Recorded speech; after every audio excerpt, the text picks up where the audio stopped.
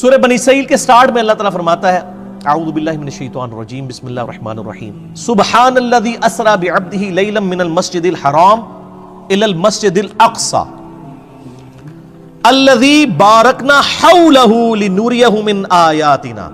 پاک ہے وہ ذات جو راتوں رات اپنے بندے کو لے گئی مسجد حرام سے ایک دور کی مسجد یعنی ایلیا میں بیت المقدس کی طرف. مسجد اقصی تو حضرت عمر کے زمانے میں وہاں بنی ہے, یہاں اقصی سے مراد ہے دور کی مسجد. نبی علیہ السلام کے زمانے میں بخاری مسلم میں آتا ہے اسے بیت المقدس مسجد ایلیا کہا جاتا تھا, یروشلم میں ہے جو. سیر کروائی. الذی بارکنا حولہ, وہ جگہ ہے جہاں کے ارد گرد کے ماحول کو اللہ نے بابرکت بنایا. وہ کیا بابرکت ہے؟ 4000 نبیوں کی قبریں ہیں وہاں پہ. لنوریہ من آیاتنا, تاکہ اللہ تعالیٰ اپنی قدرت کی بڑی بڑی نشانیاں اپنے محبوب کو دکھائے صلی اللہ علیہ وآلہ وسلم. انہ هو السمیع البصیر, بے شک اللہ تعالیٰ سننے والا دیکھنے والا ہے. یہ جو قدرت کی بڑی بڑی نشانیاں دکھائی ہیں نا, ان میں سے ایک نشانی راستے میں یہ بھی دکھائے گی الاسراء والمعراج میں. الاسراء آپ کا رات کا زمینی سفر ہے اور المعراج آپ کا آسمانوں کا سفر ہے جو یروشلم سے آسمانوں کی طرف ہوا. میں نے ڈیٹیل کے ساتھ اس کے اوپر 3 لیکچر ریکارڈ کروا دیے ہیں. مسئلہ نمبر 126 A B C, جسے شوق ہو وہ دیکھے. میری زندگی کے بہترین تحقیقی لیکچرز میں سے ہیں. آپ کو واقعہ معراج پہ اتنی تحقیق کسی کتاب میں نہیں ملے گی. اللہ کے فضل سے میں نے جتنی اس میں محنت کی ہے الحمدللہ. اس میں نے یہ حدیث بیان کی تھی سنن نسائی 451. انس بن مالک سے بھی ہے, سیدنا شداد ابن اوس سے بھی. انس بن مالک کہتے ہیں کہ نبی علیہ السلام نے فرمایا میرے پاس ایک جانور لایا گیا براق, جو گدھے سے بڑا اور خچر سے چھوٹا تھا. اس کا قدم وہاں پڑتا تھا جہاں اس کی نگاہ پڑتی تھی. اتنی یعنی سپیڈ میں وہ چلنے والا اڑنے والا جانور تھا. میں جبرائیل علیہ السلام کے ساتھ اس پر سوار ہو گیا.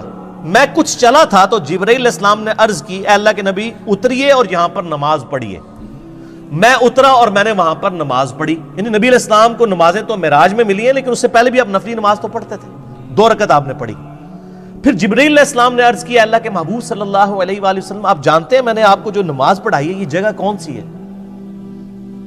پھر خود ہی فرمانے لگے, عرض کرنے لگے اے اللہ کے محبوب یہ طیبہ ہے, مدینہ شریف, جو ان قریب آپ کی ہجرت گاہ بنے گا. یعنی ہجرت سے پہلے واقعہ معراج ہوا ہے. نبی اسلام کو پہلے اللہ نے دکھا دیا کہ آپ نے الٹیمیٹلی یہاں پہ آنا ہے. پھر نبی اسلام کہتے ہیں ہم دوبارہ براق پہ سوار ہوئے. پھر تھوڑی دور جا کے مجھے جبرائیل نے کہا اتریے اور یہاں پہ بھی نماز پڑھیے. پہلے مدینہ شریف پڑھائی جہاں پہ نبی اسلام کی قبر بننی تھی. نبی اسلام کا مسکن وہ شاعر اللہ میں داخل. میں نماز پڑھ کے فارغ ہوا تو پوچھا, جبرائیل نے کہا اللہ کے رسول آپ کو پتہ ہے یہ جگہ کون سی ہے؟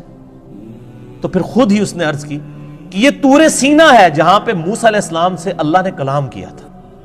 یعنی موسیٰ علیہ السلام کی جگہ شاعر اللہ. پھر کہتے ہیں میں دوبارہ سے سوار ہوا. پھر ایک اور جگہ جا کر انہوں نے روکا اور کہا یہاں پہ بھی نماز پڑھیں. وہاں پر بھی نماز پڑھی اور پھر کہا یا رسول اللہ آپ کو پتہ ہے یہ جگہ کون سی ہے؟ اور پھر خود ہی کہا یہ بیت اللحم ہے جہاں پہ عیسیٰ علیہ السلام پیدا ہوئے تھے. عیسیٰ علیہ السلام کی پیدائش کی جگہ بھی شاعر اللہ ہے. تو میرے نبی علیہ السلام کی قبر مبارک شاعر اللہ نہیں ہے؟ نبی علیہ السلام کی نماز پڑھنے کی جگہ شاعر اللہ نہیں ہے؟ اگر وَاتَّخِذُوا مِن مَّقَامِ إِبْرَاهِيمَ مُصَلَّى شاعر اللہ میں. تو پھر نبی علیہ السلام کہتے ہیں کہ میں نے وہاں پہ بھی جب نماز پڑھی پھر میں بیت المقدس میں گیا. وہاں پہ اللہ نے میرے لیے تمام نبیوں کو پہلے ہی جمع فرمایا ہوا تھا. لیکن یہ برزخی معاملہ تھا, جسمانی معراج ہوئی ہے لیکن وہاں کے لوگوں کو نہیں پتا چلا. ورنہ 1 لاکھ کے قریب بندہ اگر جہلم شہر میں جمع ہو جائے تو پورے شہر میں ایک بار حال چال نہیں بات جاتی. وہاں کسی کو پتا نہیں چلا, اللہ نے پردہ رکھا ہوا تھا. اللہ نے تمام انبیاء کو میرے لیے وہاں پر جمع فرمایا. چنانچہ جبرائیل علیہ السلام نے مجھے آگے کر دیا اور میں نے ان کی امامت فرمائی. یہ ایک ڈکلیئرڈ تھا اللہ کی طرف سے, ایک سمبل تھا کہ امام الانبیاء ہیں ہمارے محبوب صلی اللہ علیہ وآلہ وسلم.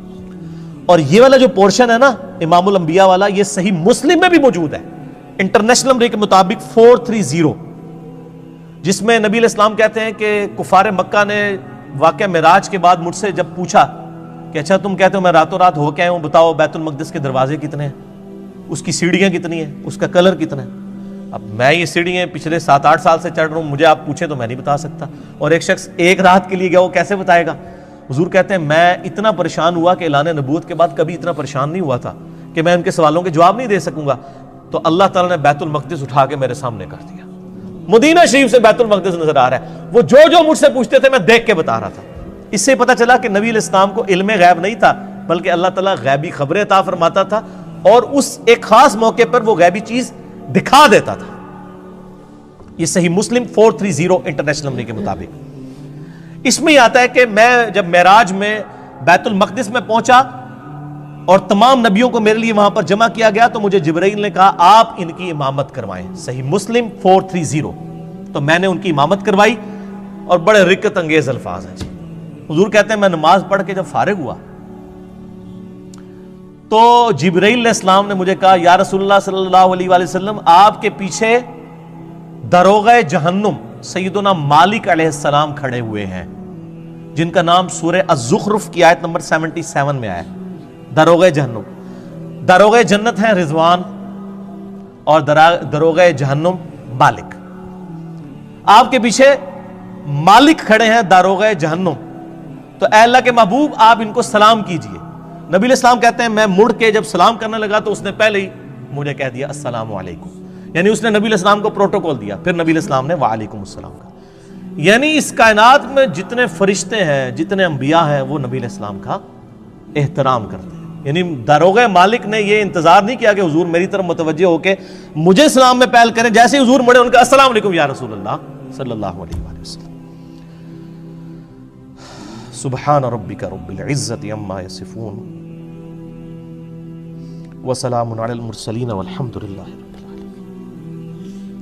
صلوا علی الحبیب اللہم صلی علی محمد وعلی آل محمد کما صلیت علی ابراہیم وعلی آل ابراہیم انک حمید مجید. اللہم بارک علی محمد وعلی آل محمد کما بارکت علی ابراہیم وعلی آل ابراہیم انک حمید مجید.